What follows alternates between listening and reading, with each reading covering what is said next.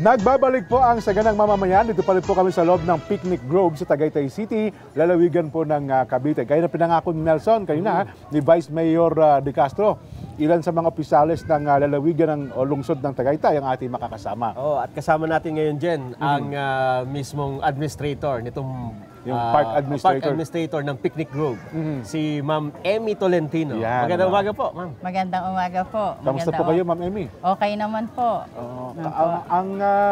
Ang park natin parang laging araw-araw masaya. Kaninang umaga dumating kami, madaling araw eh. Dami na nakapila eh. Oo, marami na nakapila. Tsaka iba ho ang lamig dito, Ma'am Emmy. Opo, yan. Isa po yan sa ipinagmamalaki po ng Tagaytay, ang malamig na simoy ng hangin. Lalo na po sa umaga, sa hapon. Kahit ganyan pong medyo mainit, pero malamig po yung dampi. Kaya siguro yun din po yung isa sa dahilan kung bakit maraming pumupunta dito. Lalo po pag Saturday and Sunday and holiday po. Ito hong kinaroroonan natin, anong parte ng Picnic Grove po ito? Kung tawagin po namin to, sir, Picnic Town. Picnic Town. Itong place na ito. Opo. Para nagpipiknik po yung mga tao. At ang nasa likod ho natin, ano po ito nasa likod natin? Yan po yung Taal Lake Volcano. Opo. Kapag ka pumuputok ho ba ang Taal, nakikita dyan? Hindi, kasi nung huling putok niyan, opo, hindi pa po, kasi matagal na po yan, bata po. Pero nung nakaraan, di ba, parang nag-aalburuto ng konti. Opo, yun po, yung mga usok-usok po, kita po siya. Pero doon sa tagal kong nagpupunta rito, halos sa... Buti ka pa, ako first time ko pumunta rito. Taga dyan lang kami kasi sa silang eh. Opo, silang lang po. Ang dami ng bago eh. Last time ako nagpunta rito, siguro mga ilang taon na. Pero ang daming bago. Ano ba mga bagong attractions dito? Ang pinakahuling attraction po namin dito, yan pong zipline na yan. Skyrider zipline. Kailan lang po yan? Last year lang po siya naidagdag. Tapos meron din po kami yung Adventure Jungle. Dito po yung napansin nyo sa pagpasok. Opo, tapos meron din po kami kung gusto nyo mag-relax, magpa-peace spa. Yung isda. Opo, isda. Kinakagat na maliliit. Di ba mga piranha yun? Hindi naman, sir. Opo. Tapos kung gusto nyo ding mag-adventure, meron po kaming horseback riding. Opo. Tapos kung medyo napagod na po kayo sa maghapon yung pamamasyal, meron naman po kaming restaurant dito sa loob na nag-o-offer naman po ng affordable prices pa. Nakita ko parang karamihan po mga seafoods, no? Opo, seafood po ang bulalo ang specialty nila dito. Ito ba natikman yung mga luto? Masarap po ba? Opo, masarap po talaga, sir. Naka-chismis po yan, ma'am? Hindi po, aprobado po yan. Pwede niyo po, sir, siguro tikman yan. Hindi namin mapatunayan, hindi namin matikman, Ma'am Pwede Emmy. po siguro tikman natin mamaya. Mamahalin ho ba ito mga ito? Okay lang po siya, affordable naman po. Opo. Hindi nyo naman ikalulugi kung halimbawa ilibre nyo kami. Concessionaire naman po namin yun, sir. Gano'n ba kadami yung turistang pumupunta rito? Averagely daily? Foreign tourist pa, foreign tourist, wag muna yung domestic. Yung po kasi hindi po namin ma-determine kung foreign or kasi sama-sama. Pero pag ganito pong Saturday, Sunday, and holidays, nag-a-average po kami ng mga 5,000 a day po. 5,000 persons? 5,000 or less pa po, depende po sa yung long weekend. Tapos pag yung ordinary araw po, pag ganito pong mga summer season, mga 2,000 to 3,000 po, ganun po. May hotel din kayo dito? Meron po kami, sir, hotel po, yung amin pong picnic hostel. Dito rin po sa loob ng ano? Opo, doon po sa side na bago po mag-exit. Ba't hindi ho kami tumuloy doon kagabi? Hindi nyo po siguro na-inform. Pwede naman po, hindi pa naman po huli, pwede pa rin po mamaya. Sa mga dati na araw po, sa mga dati na araw siguro. Para nang sa ganun ay maramdaman namin yung gabi ng Tagaytay. Opo. Gabi at madaling araw. May kape ho dito pagkagabi? Ay, wala naman. Sa mga restaurant po, may mga nagseserve din po ng kape. Ang balita sa akin, masarap daw magkape habang ikaw ay nandun sa Tagaytay, sa lugar, di ba? Opo, para po maalisan yung lamig niyo, sir. Napansin ko, Nelson, karamihan ng mga dumadalo dito, pamilya. Talaga bang ang Picnic Grove ng Tagaytay, ginawa niyong pang-pamilya talaga? Opo, talaga po. Ang design po niya talaga para po makapag-picnic, para po makapag-bonding ang pamilya. Matagal na ho kayo dito, Ma'am Emmy? Bali, 5 years na po akong naririto sa Tagaytay Picnic Grove. Sa loob po ng 5 taon na yun, mga ilang pelikula na po ang naging bahagi ay ang Picnic Grove. Hindi ko na po mabilang, marami na rin po kasi mga pelikula, mga teleserye na dito po sinushoot. Yung mga romantic scene, laging... Kalimitan po yan, yung lagi pong nakikita yung Taal Parang Volcano. dyan naghabulan si Robin Padilla at saka dati, di ba, nung sa pelikula. Well, ano pa po ang nakikita ninyong para lalo natin i-improve ang picnic group sa Tagaytay? Ay, opo. Bali, isa ngayon po, iaayos po natin yung dagdag mga CR po natin, mga comfort rooms. Kasi ngayon, marami naman po kaming comfort rooms. Kaya lang, sa dami talaga ng pumupunta, kailangan pa po ng dagdag at improvement ng mga existing ng comfort rooms. Tapos yung po sir, mga patwalk namin, yung pati yung daan na ng mga sasakyan mula entrance opo. hanggang exit, aayusin po yun. Pati po yung mga daan ng tao para yung pamamasyal naman po ng tao ay maging komportable, sir. At pati dyan, pati senior citizen, itong park na ito, senior citizen friendly. Opo. At saka PWD, Opo.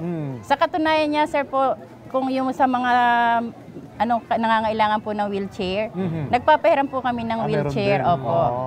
Hindi wala hong dagdag na bayad. Wala na po yun. Bali, pupunta lang po sila sa clinic namin, hihiramin po nila yung wheelchair, tapos pagkataas nila, sa uli po uli. Para po sa iba naman din pong gagamit pa.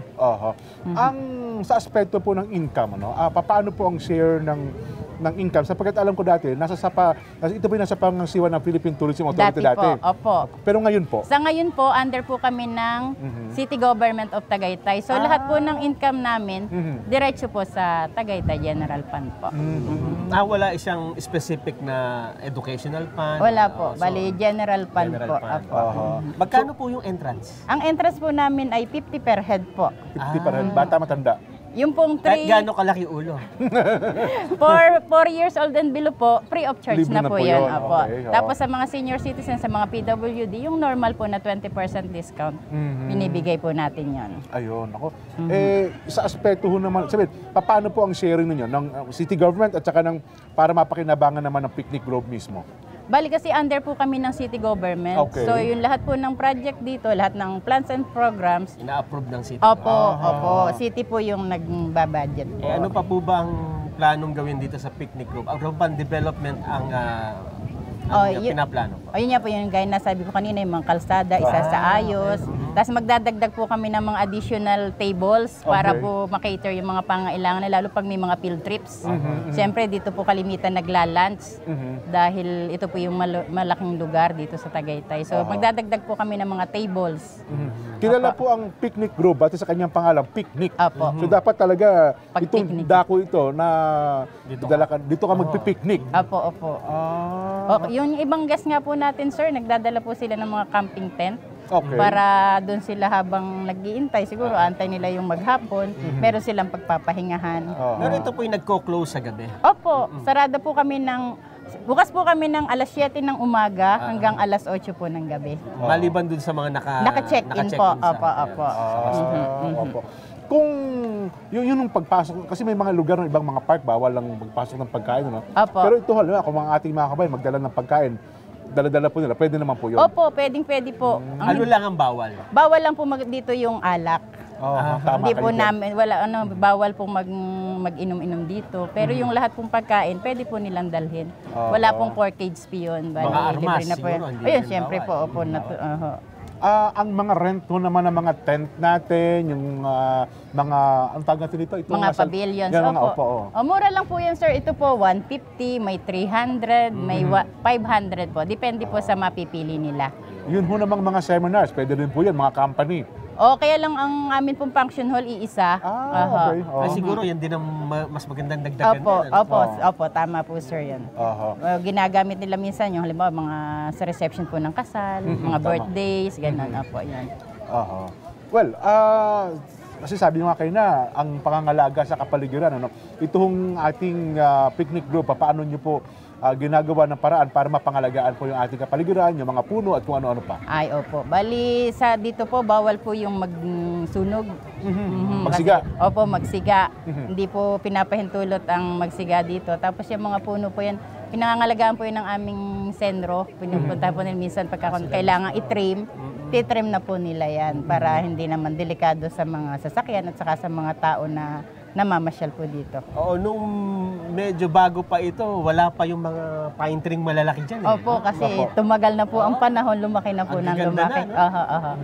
Meron pa plano na dagdagan ng mga ito, yung mga ibang puno pa?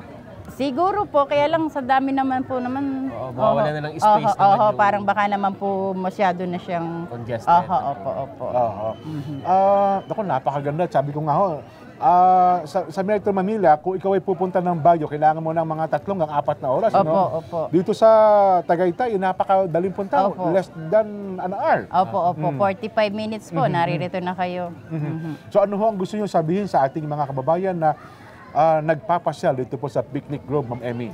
Ay, opo. Siyempre, nagpapasalamat po kami sa mga kababayan natin na talagang tumatangkilik po sa Tagaytay Picnic Grove. Para naman po doon sa mga hindi pa nakakapunta, nakakapamasyal, inaanyayahan po namin kayo na pumunta at para inyo pong maranasan ang lamig ng Tagaytay. Ayun. Ang seguridad ho pala, kamusta naman? Ay, okay po. Wala pong problema po ang peace and order dito sa Tagaytay. Halimbawa, may naiwan na bagay na ibabalik ko ba? Opo, naibabalik po yan. Sa katunayan niya po, dati malaking halaga. Naiwanan po doon sa horseback riding area. Sinauli po talaga nung nakapulot na magkakabayo. Tapos, kinontak ho naman namin yung tao na nakaiwan. So, naibalik po, nabigyan pa po siya ng pabuya. Bahagi pa rin yan dyan nung Character nabanggit. City. Character Si City. Vice Mayor De Castro kanina. May mga nakita ho kung mga establishment, tapos may mga nagbebenta ho ng mga souvenir items. Ito ho, dapat ho ay may presyo na sinusunod sila, Ma'am Emmy? Meron po, may association po yung aming mga concessionaire. May standard price po na sinusunod. Lahat po ng presyo niyan pare-parehas. Opo. Yung quality ho naman? Opo, pare-parehas din po yan. Pare-parehas din po yan. Buti hindi sila nag-aaway-away sa mga customer. Hindi naman po kasi regular din naman po yung meeting ng mga concessionaires namin. Siyempre, negosyo po yan. Tulungan po sila. Ayun. Meron ho ba kayo dito mga recyclable materials na ginagawa ho nilang produkto? Wala pa po akong napa. Siguro Pero susunod, i-welcome natin siguro. Opo, siguro. Opo. Diba? Yung mga gawa sa kung ano-ano na recycle lang. Diba? Meron dati parang yung mga paper bag hooser. Yung mga papel, ginagawa nilang mga paper bag. Opo. Ang isa nakatawag ng pansin sa akin dito, yung mga puno. Nelson, ikaw, mahilig ka sa mga puno, ha? Nagtatanim at nagbebenta na tayo ng mga iba't ibang klase ng halaman, mga puno. Opo, may mga seedlings po tayo. Meron din dito. Opo. Nako, Ma'am Emmy, salamat po ng marami sa inyo. Sana po lalo pa nating mapaganda ang Picnic Grove. Opo, sir. Maraming salamat din po sa inyo sa pagpunta niyo po dito sa aming lugar. Anyayahan niyo po ang ating mga tagapanood, mga tagapakinig, Ma'am Emmy. Opo, muli po, inaanyayahan ko po kayo na pumunta at ma-experience po ang lamig at ganda ng Tagaytay. Okay po. Ay, salamat, Ma'am Emmy Tolentino, ang Park Administrator ng Picnic Grove. Mamaya sa pagbabalik natin, ang kanila namang municipal agriculturist ang ating makakasama. Alam mo ba, Nelson, na sa Tagaytay ay napakarami ng pinya at kape? Oo. Matamis ang pinya dito, ma'am. Opo, sir. Lalo po ngayon, summer. Pero minsan nga dyan, pagka nagtabi yung kapit pinya, yung kape, lasang pinya. Pero ba't maliliit, no? Opo. Depende rin po. Meron din pong malalaki, sir. Dito ba? Opo. Depende sa variety na tinanim. Para lalo nating malalaman mamaya, isama natin ang kanilang provincial agriculturist. Magbabalik pa po ang Saganang Mamamayan.